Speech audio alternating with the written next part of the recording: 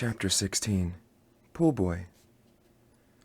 There was a Scythe at the door of the executive's mansion, actually a quartet of them, although the other three stood back, allowing the one in royal blue to be the point man. The executive was frightened, terrified actually, but he hadn't risen to this level of success by wearing his emotions on his sleeve. He had a keen mind and a consummate poker face. He would not be intimidated by death on his doorstep, even when Death's robe was studded with diamonds. "I'm surprised you got to the front door without my gate guards alerting me," the executive said, as nonchalant as could be. "They would have alerted you, but we gleaned them," one of the other Scythes said, a woman in green with Pan-Asian leanings. The executive would not allow this news to dawn him. "Ah, so you need me to give you their personal information in order for you to alert their families?" "Not exactly," said the lead Scythe. "May we come in?" And since the executive knew he didn't have the right to refuse, he stepped aside. The diamond-studded Scythe and his rainbow of subordinates followed, looking around at the understated opulence of the mansion. "I am Honorable Scythe Goddard. These are my junior associates, Scythe Volta, Chomsky, and Rand." "Sharp robes," commented the executive, still successfully capping his fear. "Thank you," said Scythe Goddard. "I can see you are a man of taste. My compliments to your decorator." "That would be my wife," he said, then inwardly grimaced to have brought her in any way to the attention of the life-takers.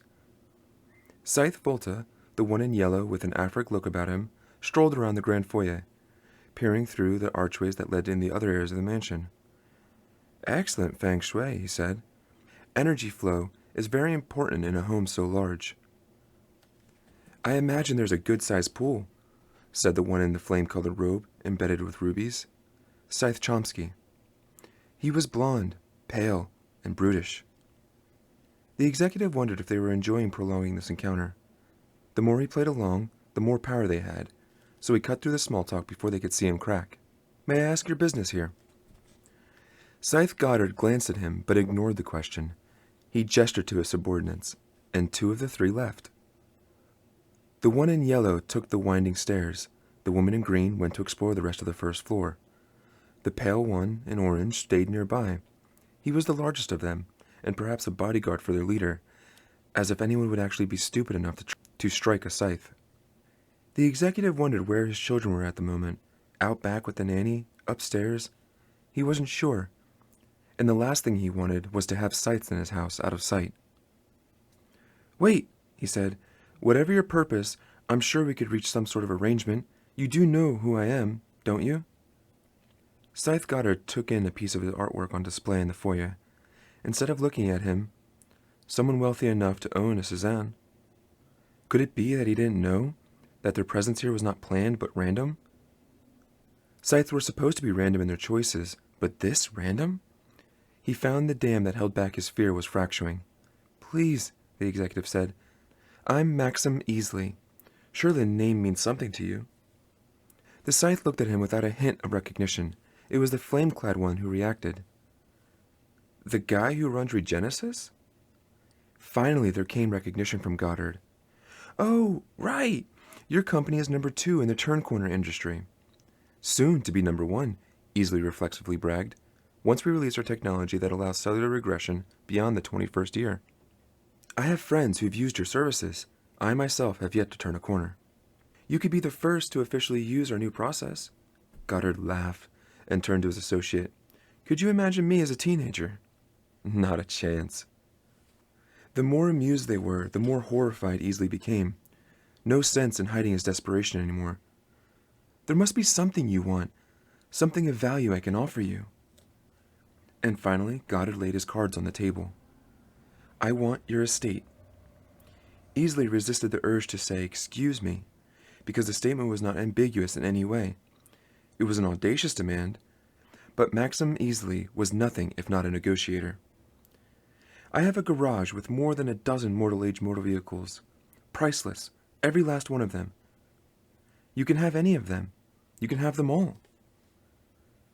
The Scythe stepped closer to Easley, suddenly found a blade pressed to his neck, to the right of his Adam's apple. He never saw the Scythe draw it. So quick was he that it seemed to just appear at his jugular. "Let's clarify. Goddard said calmly. We are not here to barter and bargain.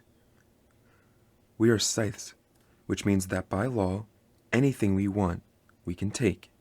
Any life we wish to end, we will. Simple as that. You have no power here. Do I make myself clear? Easily nodded, feeling the blade almost, but not quite cut his skin as he did. Satisfied, Goddard removed the blade from his neck. An estate like this must require a sizable staff. Housekeepers, gardeners, perhaps even stable personnel. How many do you employ? Easily tried to speak, but nothing came out. He cleared his throat and tried again. 12, he said. 12 full-time employees. Then, the woman in green, Scythe Rand, emerged from the kitchen, bringing with her a man Easely's wife had recently hired. He was in his early 20s, or appeared so. Easily couldn't remember his name. And who is this? Goddard asked. The pool boy. Pool boy, mimicked Scythe Rand. Goddard nodded to the muscle-bound Scythe in orange, who then approached the young man, reached up and touched his cheek. The pool boy collapsed to the ground, his head hitting the marble. His eyes stayed open, but no life returned in them. He had been gleaned. It works, said Scythe Chomsky, looking at his hand. Definitely worth what the weapon master paid. Now then, said Goddard, while we are within our rights to take anything we choose, I am a fair man. In exchange for this lovely estate, I will offer you, your family, and your surviving staff full immunity for every year that we choose to remain here. Easely's relief was intense and immediate. How odd, he thought, to have his home stolen and yet feel relieved. On your knees, Goddard said, and Easily obeyed. Kiss it. Easily did not hesitate. He planted his lips on the ring, pressing hard, feeling the edge of the setting catch on his lip. Now you will go to your office and resign your position, effective immediately. This time, Easily did say, Excuse me? Someone else can do your job. I'm sure there are others itching for the opportunity. Easily rose, his legs still a bit shaky. But why? Can't you just let me and my family leave? We won't bother you. We'll take nothing but the clothes on our backs. You'll never see us again. But alas, I can't let you leave, said Scythe Goddard. I need a new pool boy. Journal entry. I think it's wise that scythes may not glean one another. It was clearly implemented to prevent Byzantine grabs at power. But where power is concerned, there are always those who find ways to grasp for it. I think it's also wise that we are allowed to glean ourselves. I will admit there were times when I considered it, when the weight of responsibility felt so heavy. Leaving the yoke of the world behind seemed a better alternative. But one thought always stayed my hand from committing the final act. If not me, who? Will the scythe who replaces me be as compassionate and fair? I can accept a world without me in it, but I cannot bear the thought of other scythes gleaning in my absence. From the Gleaning Journal of H.S. Curie.